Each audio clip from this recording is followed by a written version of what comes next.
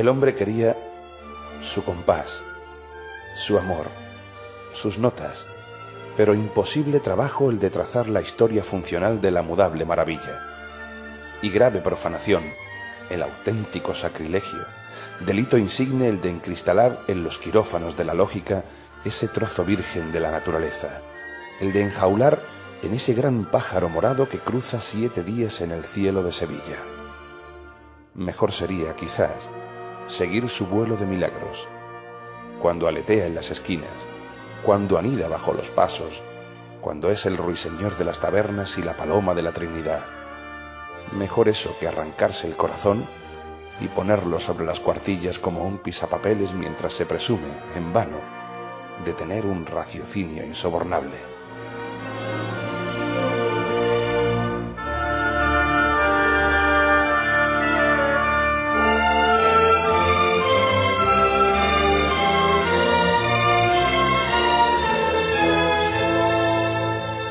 ¿De qué historia hablamos? ¿De la historia concebida en general?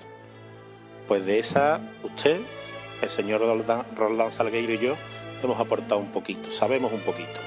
Luego hay otra historia que es la intrahistoria o la historia particular, la historia de cada uno, la que deniega Núñez de Herrera en su libro, la que usted vive, por ejemplo, en la calle Relator, el Viernes Santo por la mañana, o la que yo vivo en la calle ancha de San Bernardo el miércoles santo.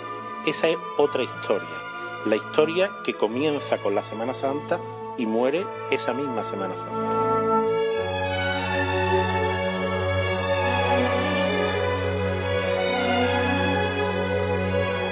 Es imposible, como dice nuestro admirado Núñez de Herrera, escribir la Semana Santa, razonar la Semana Santa, enjaular ese pájaro morado que cruza la ciudad durante 7 días en las cuadrículas de la razón.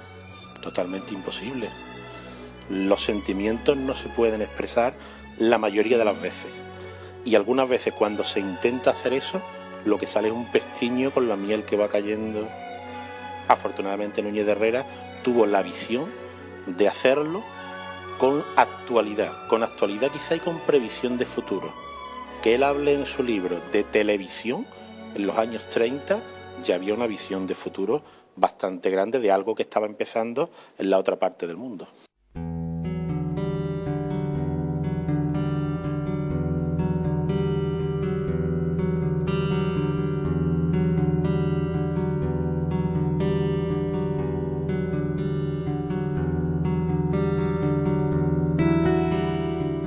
El origen de la Semana Santa es un origen complejo, es un origen oscuro porque hay papeles, hay no papeles. Curiosamente, lo de los papeles y sin papeles, los negros tenían papeles, cuando ahora no, es al contrario, ¿no? Y hay otros que se inventaron los papeles. Y otros que se inventaron los papeles. Hay el que se agarra a una lápida, a una referencia, el que se agarra a lo que sea, a lo que haga falta, ¿no? Con tal de buscarse la antigüedad por ese principio arcaizante que tú conoces también y que forma parte de la esencia de la Semana Santa. Aquí el ser antiguo es superior a ser moderno. Si tuviéramos que recrear el origen de la Semana Santa, ¿qué nos encontraríamos? Bueno, las dos versiones. Una, el mundo medieval, la devoción medieval, las cofradías de la Vera Cruz, de la Santa Vera Cruz, de la verdadera cruz. Que sí, que hay un mundo, hay una devoción, hay un tipo de religiosidad popular, pero sin Trento no existiría la Semana Santa que hoy conocemos. Puede que a veces nos pongamos un poco pesados con el tema del Concilio de Trento, pero es que supuso el boom, no me gusta utilizar ese tipo de palabras, pero bueno, de la Semana Santa. Y es el hilo conductor que nos trae hasta ahora, con muchos altibajos y evidentemente con unos cambios de mentalidad tremendos.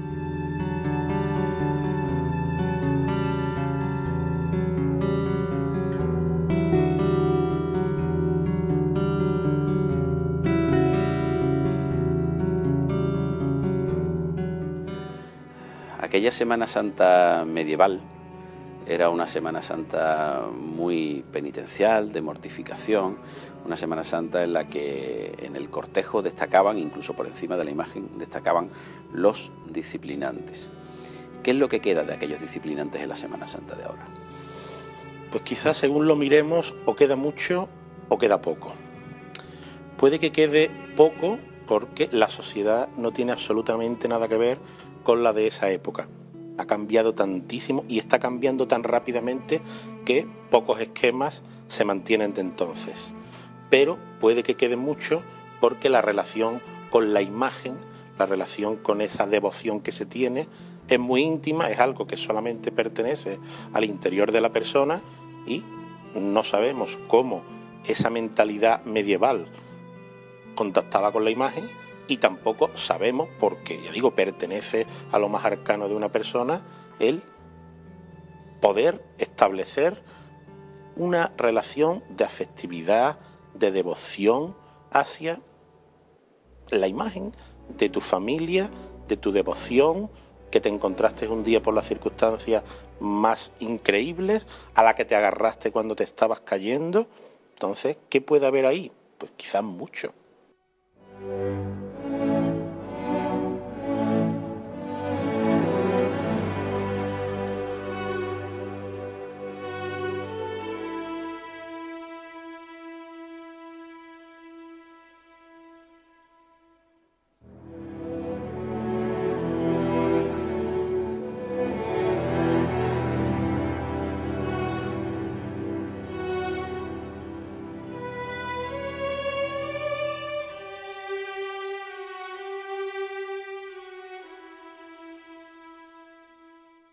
El barroco, ¿qué supone en la Semana Santa de Sevilla? Es el momento del esplendor, es el momento en el que se fijan los cánones artísticos, es el momento en el que se crea la carrera oficial, con lo cual se estructura toda la ciudad en torno a la catedral, con sus horarios, con sus itinerarios, con ese orden impuesto desde el Palacio Arzobispal. ¿Quedaría del barroco la mentalidad, la forma de vivir durante esos días? En parte sí, pero el barroco, como fingimiento que es una gran mentira. Es una gran mentira que dura 7 días, en la cual nosotros participamos, entramos, vamos, venimos, creemos, pensamos, descansamos, reflexionamos. Pero cuando se acaba, el teatro del mundo se acaba.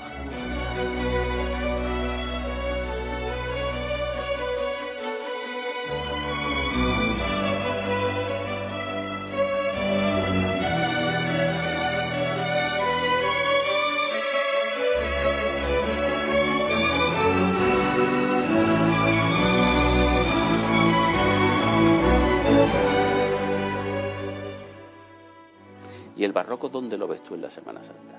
¿En los pasos de misterio, en las imágenes, en el cortejo, en la emoción? En todo.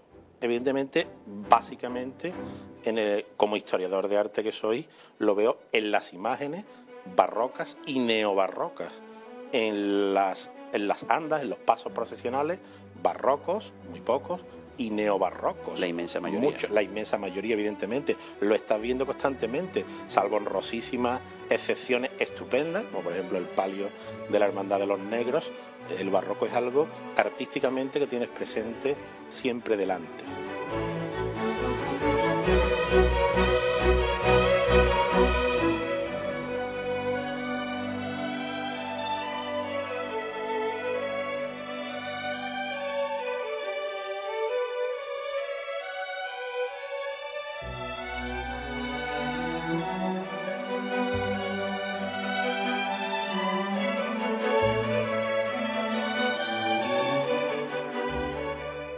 Y después del barroco nos encontramos con un periodo que para mí es fascinante en el mundo de la Semana Santa y que el cofrade o el capellita pasa de largo, ¿no? Que es la Ilustración, que es el siglo de las luces, cuando la Semana Santa vive esa crisis que está a punto de terminar con ella, crisis motivada por muchos factores, pero por uno que es determinante, algo tan etéreo como la mentalidad. O sea, la mentalidad de los ilustrados choca frontalmente con la Semana Santa medieval, renacentista y sobre todo barroca.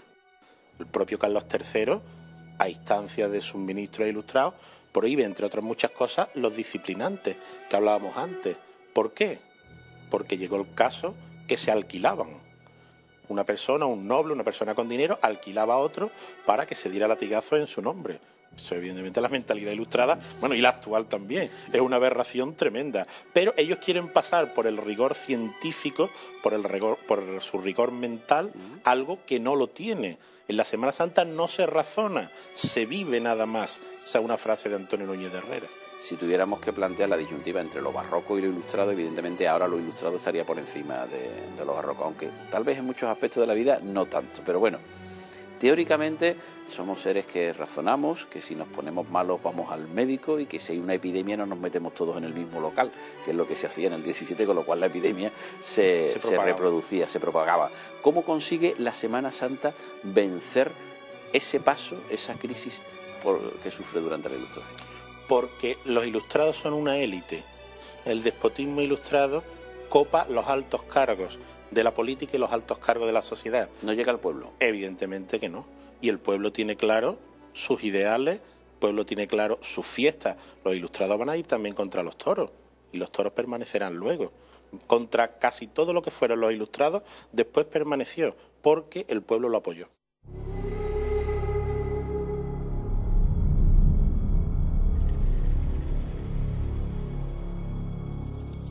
Antes formaban en las procesiones religiosas unos creyentes bárbaros, a los que se llamaba disciplinantes de sangre y empalados. Estos hombres atormentábanse a la vista de la multitud, en las solemnidades de Semana Santa, y consiguieron infundir su tragedia bárbara a nuestras procesiones.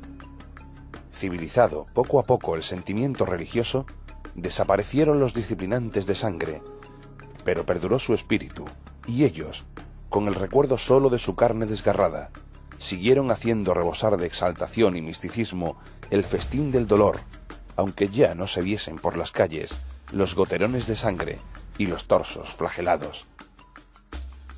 Así es nuestra Semana Santa, así nuestros desfiles procesionales. Esa la raigambre mística de la Semana Mayor en Sevilla, la razón de ser de su tragedia, sus saetas y sus penitentes.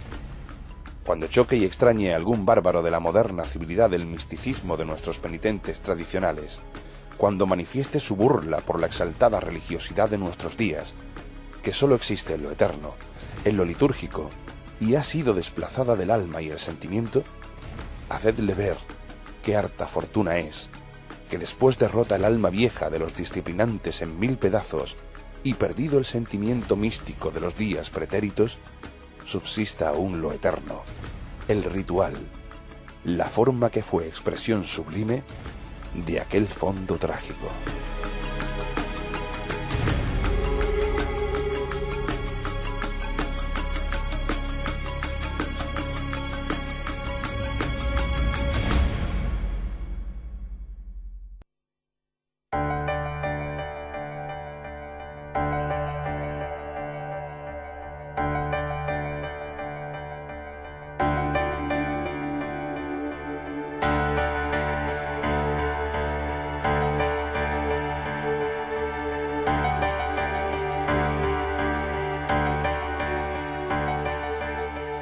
¿Los Montpensier fueron tan determinantes para el resurgir de la Semana Santa a mediados del 19? Sí, totalmente, porque pusieron el dinero y pusieron a la ciudad en órbita, que es una palabra también quizás muy actual. Y además el duque, que sería como sería, haría todo lo posible para echar a su cuñada, que lo hizo, a Isabel II de España, pero tenía una mentalidad mercantil bastante grande y vio el filón comercial, turístico de la Semana Santa, y la apoya por eso. Si no hubiera tenido una visión mercantilista, el duque de Montpensier no se gasta un duro en la Semana Santa, si no le ve luego la finalidad, además de los agasajos, que el hombre también se dejaba agasajar. La hojana forma parte de la Semana Santa. Totalmente, intrínseca.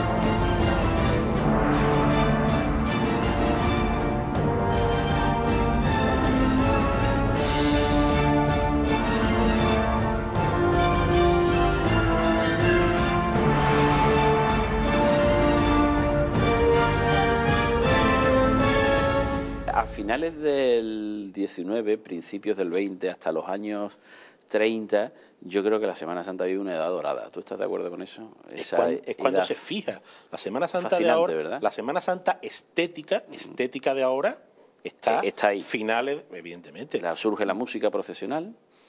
Y el genio de Rodríguez Ojeda, que empieza a inventarse una Semana Santa, a inventarse y a redefinir muchos elementos que estaban ahí en un punto que no se sabía hacia dónde iban a evolucionar estéticamente. El paso de palio, por ejemplo, la túnica de los nazarenos.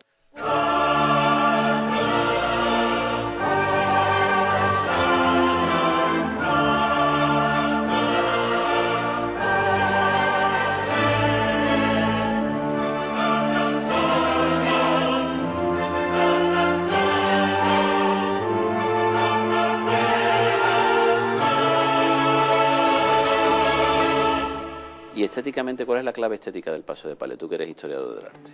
La sección áurea, como nos decía el profesor Serrera en sus magníficas clases de arte clásico. Explique usted eso, por favor.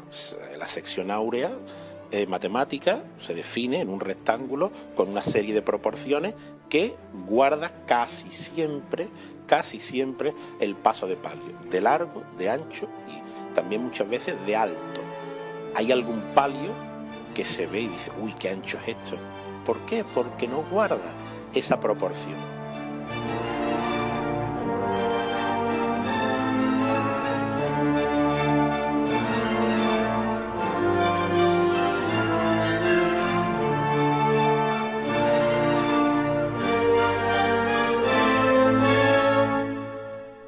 La Semana Santa hemos llegado a los años 30, que es cuando los años 20, años 30, se fundan muchas cofradías, se borda, la orfebrería resurge, la música se crean, las grandes marchas que ahora entendemos como clásicas son de aquella época, no son más antiguas. Sin embargo, hay una convulsión en la ciudad, en España, y que se registra evidentemente en Sevilla, que empieza el año 31, termina el año 39, dura prácticamente toda la década. República y Guerra Civil.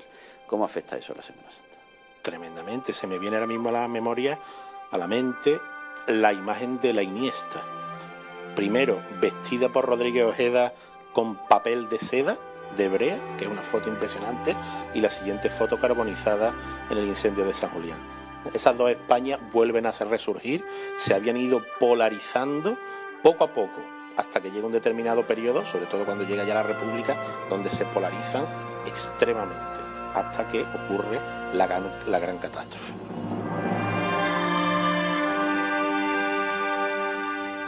¿Recordáis? Domingo de Ramos. Azul y rosa la tarde. Resplandecía al sol el reciente enjabelgado de las callejas de San Julián. Hierros pintados de verde. El enrejado gitano de las canceras del barrio bordaba sobre lo blanco la bandera de la mejor Andalucía. Nazarenos de la Virgen de la Iniesta, blanca túnica, escapulario azul, se encaminaban al templo. Era el momento inaugural de la Semana Santa. Así conocimos el barrio y así la cofradía. Hondos recuerdos, emoción lejana, aquellas chiquillas del barrio, el azahar y el clavel abiertos al aire de la primavera, vida, unción religiosa, pueblo. Y aquel momento de la plaza, entre San Julián y San Cayetano presenciábamos anhelantes aquel prodigio que era la salida de los pasos por la ojiva, pórtico medieval de la Semana Santa. Y del nacionalcatolicismo en el que la Semana Santa, ahí sí es manejada, manipulada por el poder, ahí el poder se apropia de la Semana Santa, no ocurre lo mismo que con los ilustrados, a la democracia. Cuando se produce la transición democrática, hay gente que piensa que la Semana Santa se va a acabar. La frase más repetida en los años 70 y poco, cuando se muera Franco, se acaba la Semana Santa. Pues no solamente no se acabó, sino que la segunda edad de oro comenzó en los años 80. ¿Y esa edad de oro qué ha supuesto? Pues esa edad de oro ha supuesto, por una parte, el seguir un camino que ya estaba marcado, muy recto, sin muchas proyectos novedosos, algo muy fijo porque es un mundo muy tradicional. La Semana Santa no quiere grandes inventos, no lo necesita tampoco, pero bueno, de vez en cuando podía algo que la sacudiera un poco, ¿no?, de esa modorra que lleva y que va evidentemente ya en decadencia.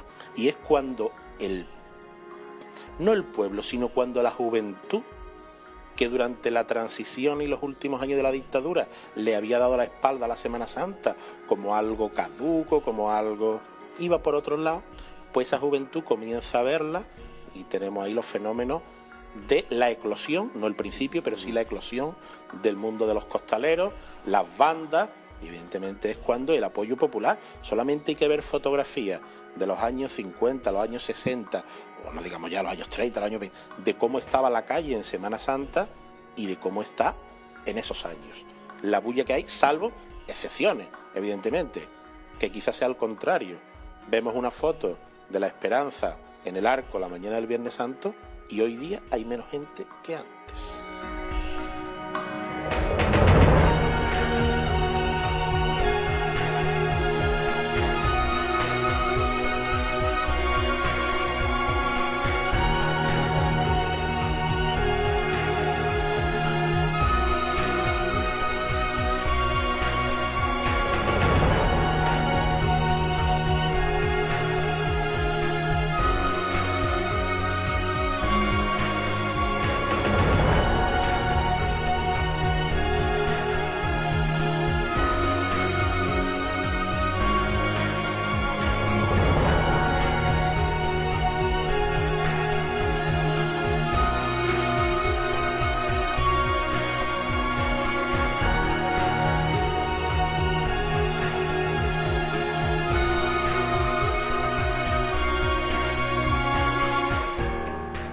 La soledad es la que guarda la luz del Domingo de Ramos hasta el año siguiente.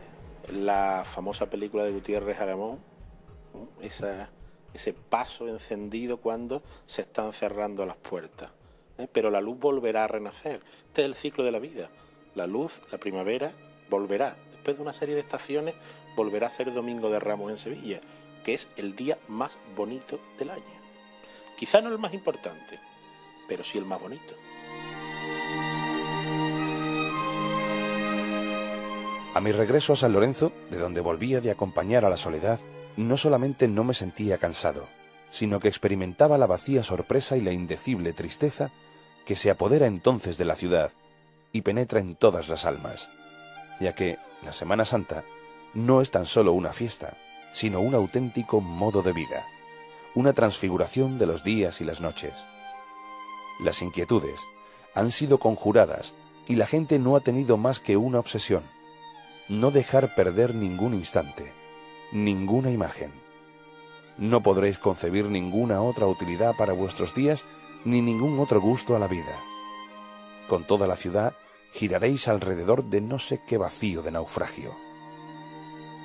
¿Esperar un año antes de volver a ver los camiones descargar las tablas de los palcos y tribunas?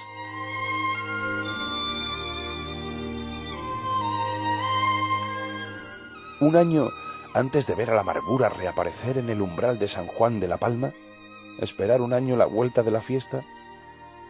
Toco aquí uno de los secretos de la tristeza de Sevilla, que dura mucho más que la alegría, pero que la primera visión de la Semana Santa es suficiente para conjurar. Lo sé, por haberlo sufrido yo mismo.